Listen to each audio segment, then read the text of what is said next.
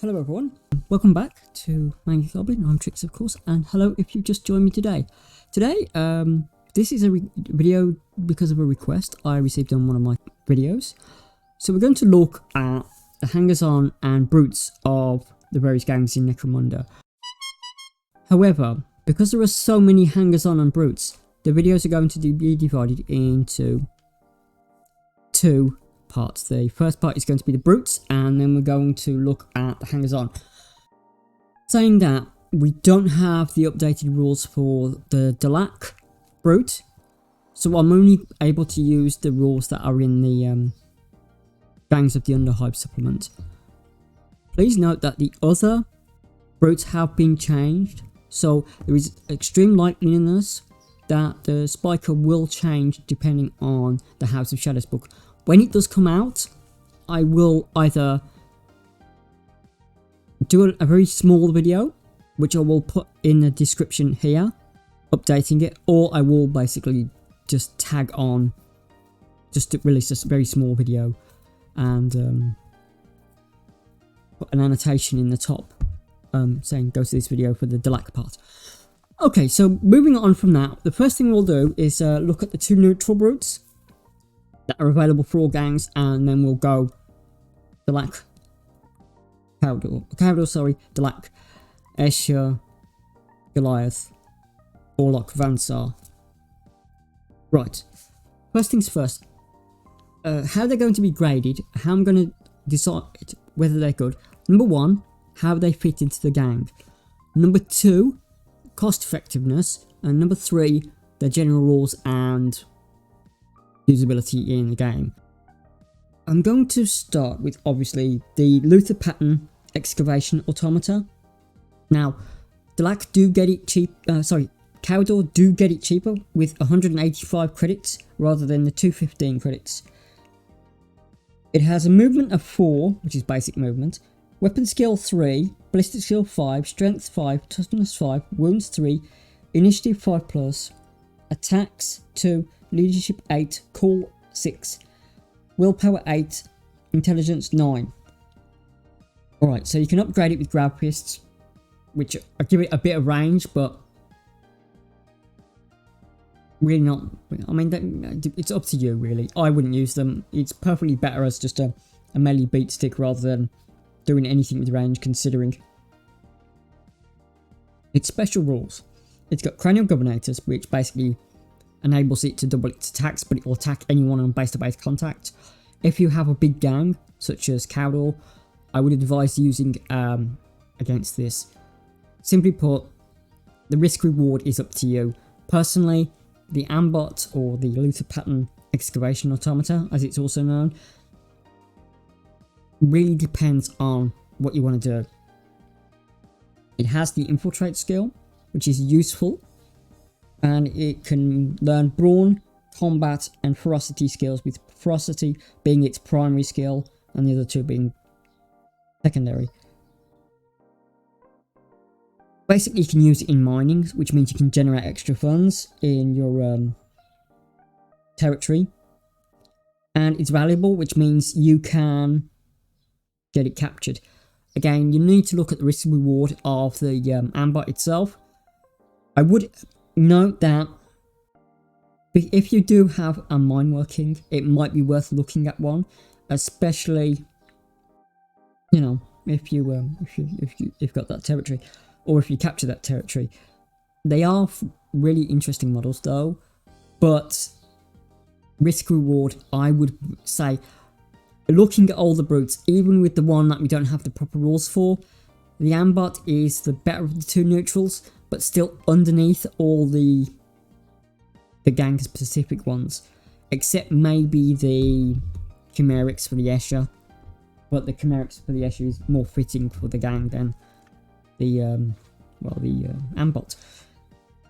Second one we look at is the Jotun H-grade Servitor Ogrin, any gang. Now, Goliaths do get him cheaper, of course. Movement of 4, weapon skill 3+, ballistic skill 5+, strength 5, toughness 5, 3 wounds, initiative 5+, attacks 2, leadership 8+, cool 6+, willpower 8+, Intelligence 9+. He's not very smart, but then again, you just want him to smash stuff, so you don't really need him to be smart. You can replace it with an Arc Welder. The Arc Welder and the Storm Welder are very themey weapons, so for example, if you're running a Goliath gang, they're fine. Anyone else, or a pure Slave Ogren gang, fine if you're doing one of those, but I would use grenades, to be honest, because they can use their strength to throw grenades. Spudjacker, decent. Furnace plates, probably necessary if you take one. I would say that this is the worst of the two neutrals. It's loyal, which means it can assist fighters. It adds 2 to assist, and it's slow-witted, which means it can't be activated as a part of a group. It can take the following skills: Brawn, primary; Combat, secondary; Ferocity, secondary.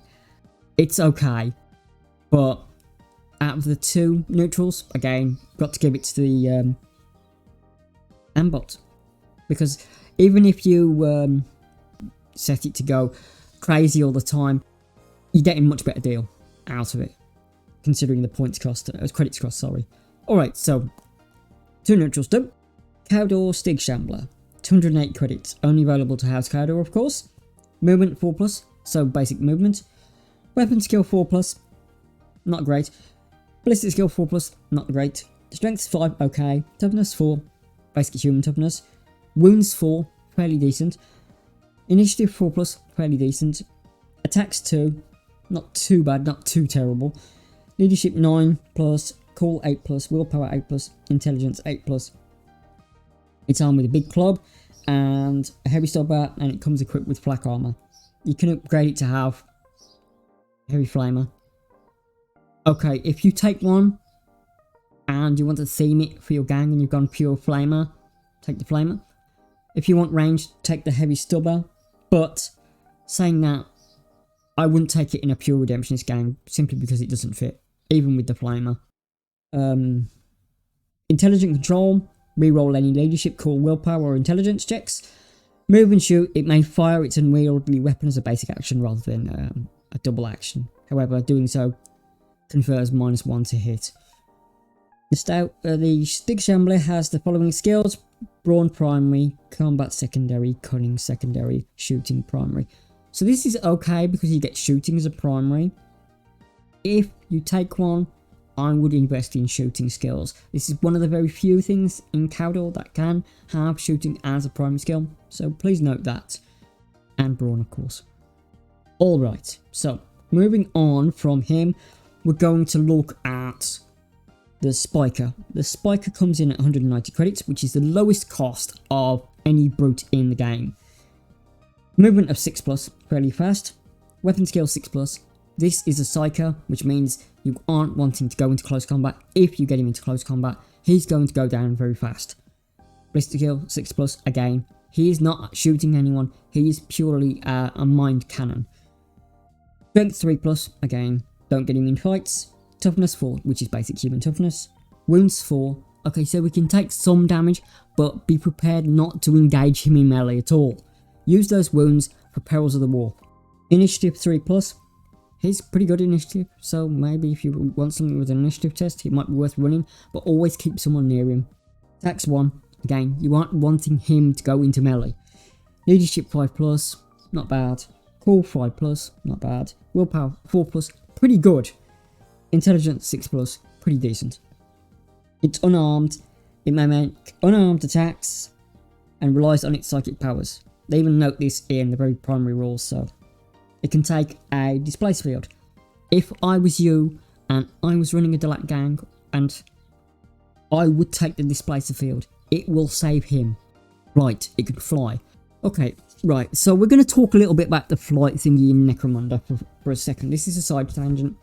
It seems a bit silly to me, especially with the Vansar, especially with the leaping Orlok guys, the Wrecker Crew guys, and less so on the Psychic, which can use his mind to fly, and less so on the other Psychic guys for the Delac that are coming. But remember, this is a closed inside city. I think the surfboards on the Vansar are a tiny bit too far, but, you know, it's okay, you don't have to use them, they're quite expensive. But, there we go, that's just my little rant on the flight thingy. But back to the Spiker. Psychic Scream. which is its word powers. Psychic Assault, which is its word powers. They're both basic ones, and it's got Telekinesis, Force Blast. So it's got 2 Telepathy with Psychic Scream and Psychic Assault, and it's got 1 with Telekinesis with Force Blast. We haven't seen the model for it yet, so a lot of people convert the old Rogue Psychers from the old the Warhammer Quest Blackstone Fortress, which is a good idea. If you want to make one, just convert one of those. Right, moving on to House of Artifice with the old no, actually no, we're jumping ahead a bit too far. We are going to Goliath now. Goliath is, in my thoughts, the Zerker is 210 credits, and the Jotun Servitor Ogren is 180 credits. So you're paying more for the Zerker, but the Zerker works a lot better than the Ogren. Movement 4+, standard human movement. Weapon skill 3+. He's a beat stick. That's all you want to think of him as. Just point him at a target and back him up. 6+ ballistic skill. Strength 6. He's very strong. He's probably one of the strongest brutes out there. Remember that. Strength 6. Toughness 5. Fairly average along the boards. Wounds 3. Okay, so he does have 1 less wounds than some other brutes. But if you support him, if you give him furnace plates, you back him up, he's gonna earn those 200 credits back easily by putting down your enemies. Initiative 5+, attacks 3. He's got okay attacks. He's got one more attack than the other people. Remember, he's got 2 open fists, which means he's gonna roll another dice anyway. Leadership 7+. You don't want him to be smart. Cool 6+. Okay, not too bad. Willpower 8+. Intelligence 10+. He's not needed to be smart. He's just needed to punch people to death.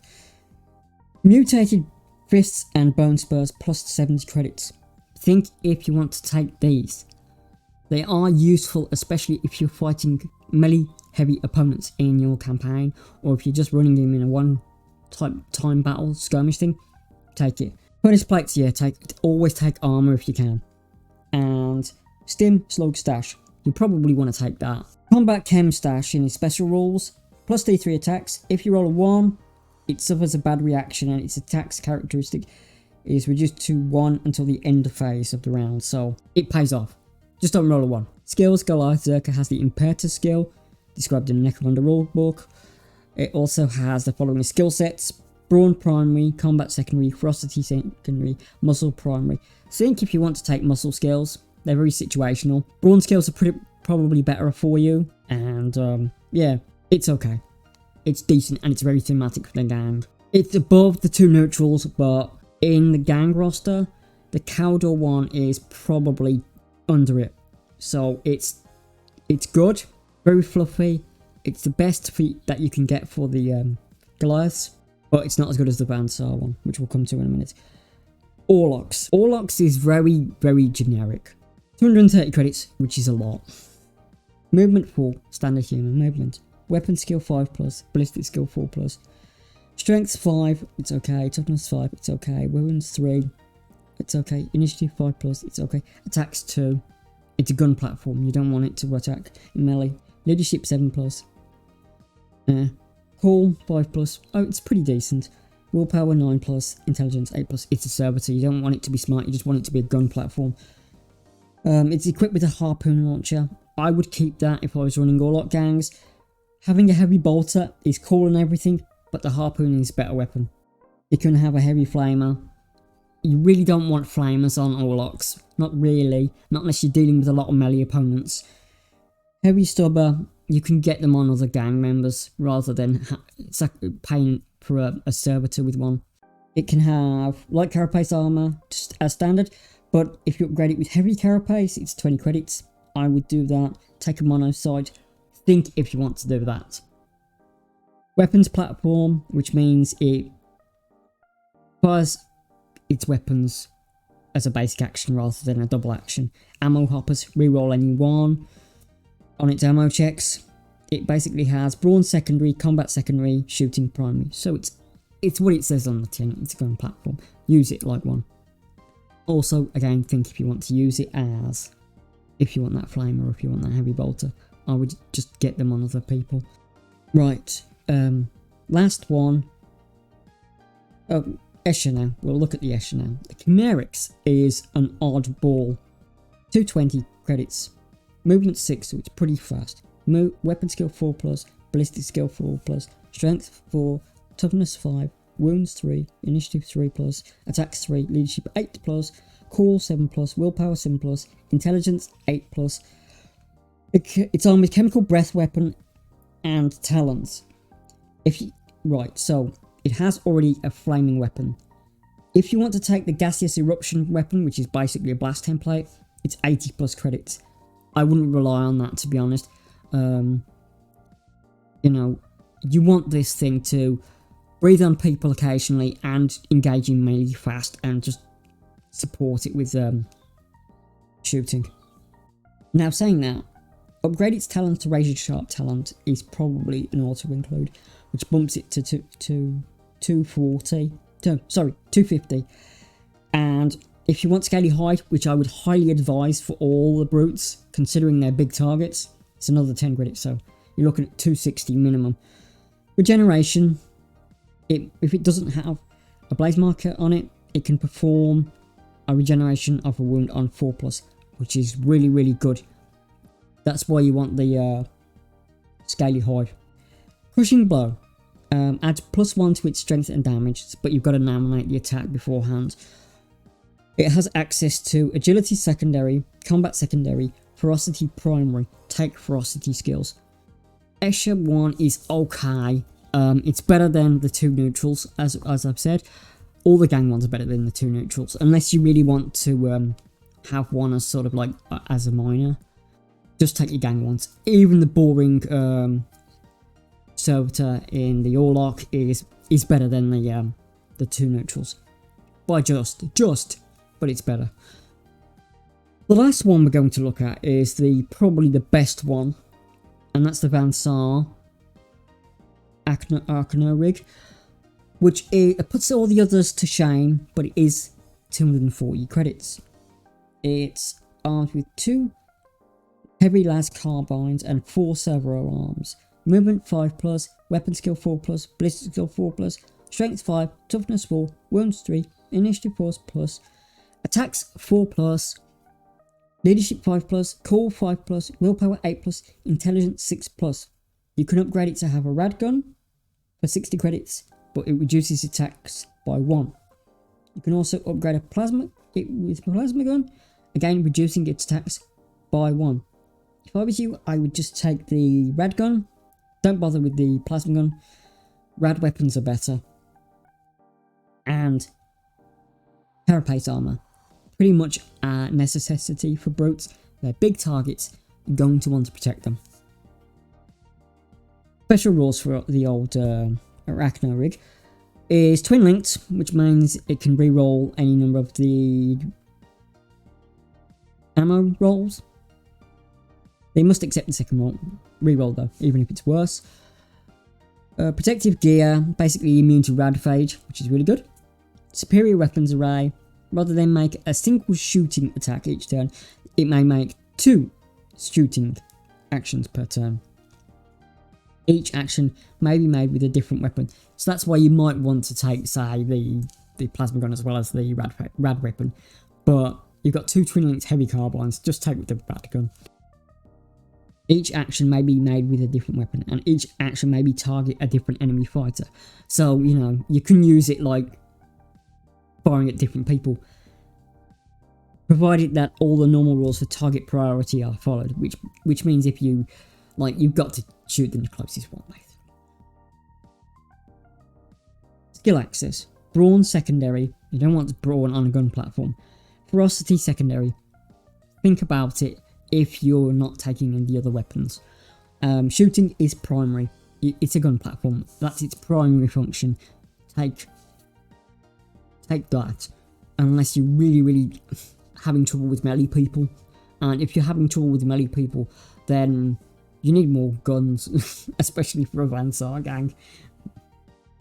Right, so that's all the brutes looked at.